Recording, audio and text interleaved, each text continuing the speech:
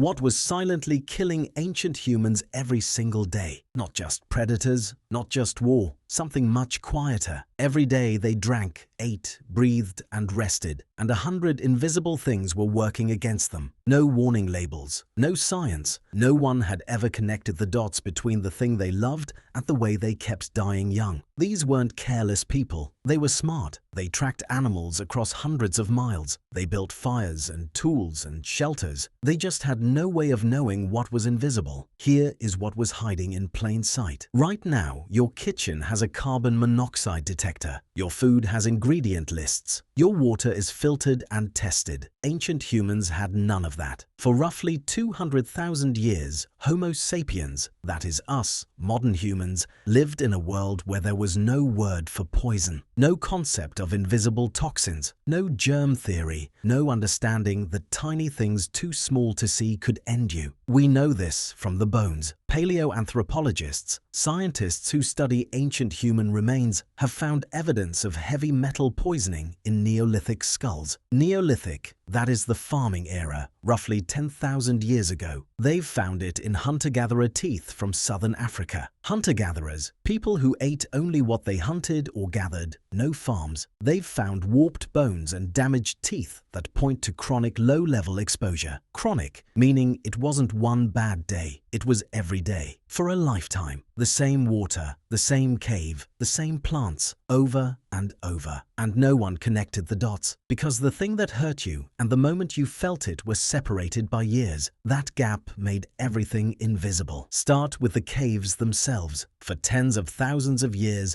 caves were shelter. They kept you dry, warm, and hidden from predators. But rock decays, and when certain rocks decay, especially uranium-bearing granite, they release a gas. That gas is radon. Radon, a radioactive gas you cannot see, smell, or taste. It pools low, right where people sleep. Every night in the cave was a night breathing a mild dose of a carcinogen. Carcinogen, a thing that slowly causes cancer. Modern studies of caves in southern France and northern Spain, places like the Altamira cave system, show radon levels today that would still exceed safety limits. Ancient humans didn't just visit those caves, they lived in them. Now move to the water. Lead, a soft grey metal, occurs naturally in rock and soil. It leaches into groundwater, slowly seeping through rock into the water below. Ancient humans drank directly from rivers, springs, and rock pools. No filtration, no boiling for the minerals. Lead poisoning causes confusion, weakness, and bone damage. Symptoms that looked, to everyone around them, like just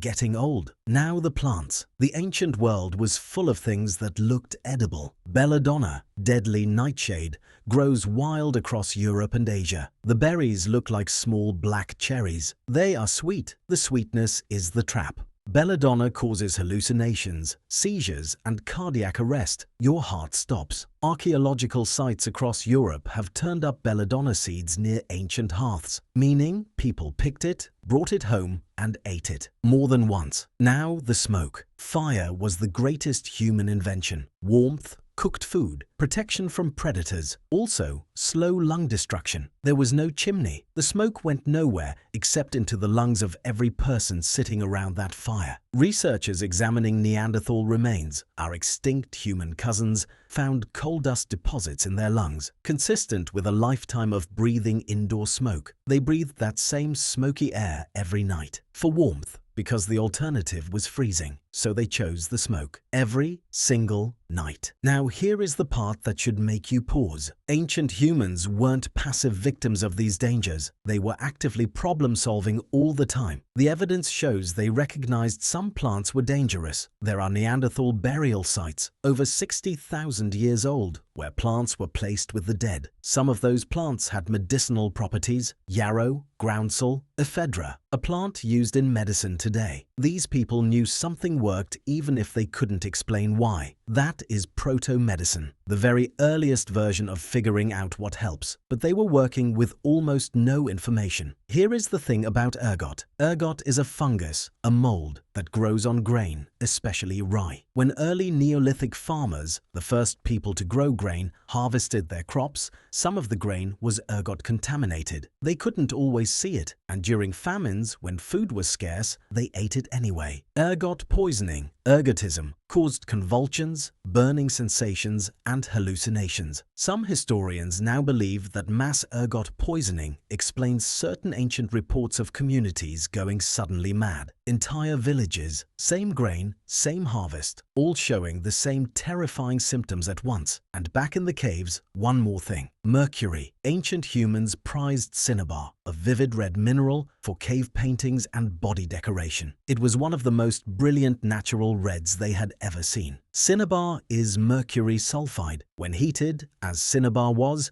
because ancient people ground it and mixed it near fires, it releases mercury vapor. Mercury is one of the most neurotoxic substances on Earth. Neurotoxic, it destroys the nervous system, scrambling memory and movement. Archaeologists found cinnabar in Spanish burial sites dating back 5,000 years. Skeletons with elevated mercury levels in their bones. The most beautiful color they knew was quietly poisoning them. So step back for a moment. Every single day, ancient humans woke up and navigated a world that was trying to kill them, not just with claws and teeth, with water, with air, with color, with food. And they had no maps for any of it. What they had was trial and error, pain, observation, time. Generation after generation passing down, do not eat that red berry. Sleep upwind of the fire. Avoid that cave. That slow, brutal, expensive accumulation of knowledge is what became science. Every carbon monoxide detector on your wall exists because enough ancient humans died without one. Every food safety law exists because enough people ate the wrong red berry. Every water filter is a monument to the people who drank the lead. You are walking proof that the experiments worked. The dangers changed. The body doing the surviving never did.